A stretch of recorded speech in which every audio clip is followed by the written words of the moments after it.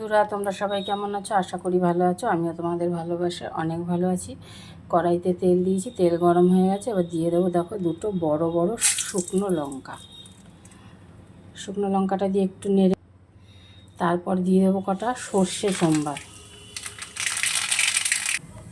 সম্বারটা দিয়ে এবার দিয়ে দেবো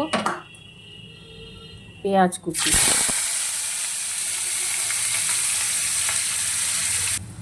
দেখো, পেঁয়াজটা লাল লাল করে একটু ভেজে নিয়েছি। এবার দিয়ে দেবো জিরে আর ধনের গুঁড়ো।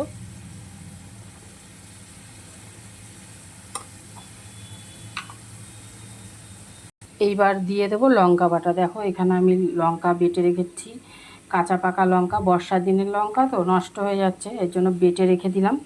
রোজ আর বাটতে হবে না, এটা ফ্রিজে রেখে দেবো। এবার এখান থেকেই আমি তরকারিতে দেব। তাহলে চলো দিয়ে দিই তরকারিতে।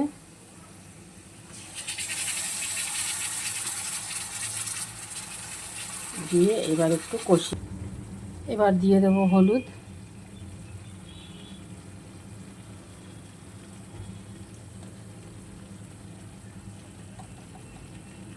লবণটা আমি পরে দেব। এবার দিয়ে দেবো লবণ স্বাদ মতন। মশলা কষানো হয়ে গেছে, এবার দিয়ে দেবো জল। মশলারই একটু জল দিয়ে দিলাম। দেখো বন্ধুরা, ঝোল ফুটে উঠেছে। এবার আমি বেগুনগুলো ভেজে রেখেছি, এই দেখো। এবার এই বেগুনগুলো আমি দিয়ে দেবো, একে একে সব বেগুনগুলো দিয়ে দেবো। দেখো, বেগুনগুলো দিয়েছি। এবার দিয়ে দেবো ভেজে রাখা চিংড়ি মাছগুলো, আর সঙ্গে একটু দিয়ে দেবো গরম মশলার গুঁড়ো একটু দিয়ে দিলাম। তোমরা চাইলে বেটেও দিই। দেখো বন্ধুরা, করে ফেললাম। এবার দাঁড়াও, ওপর দিয়ে একটু ঘিটা দিয়ে নিই।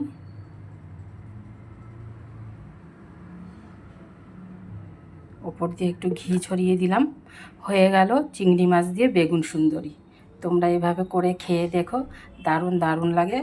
আজকের মতন রাখছি, পরে আবার একটা কোনো রেসিপি নিয়ে চলে আসবো।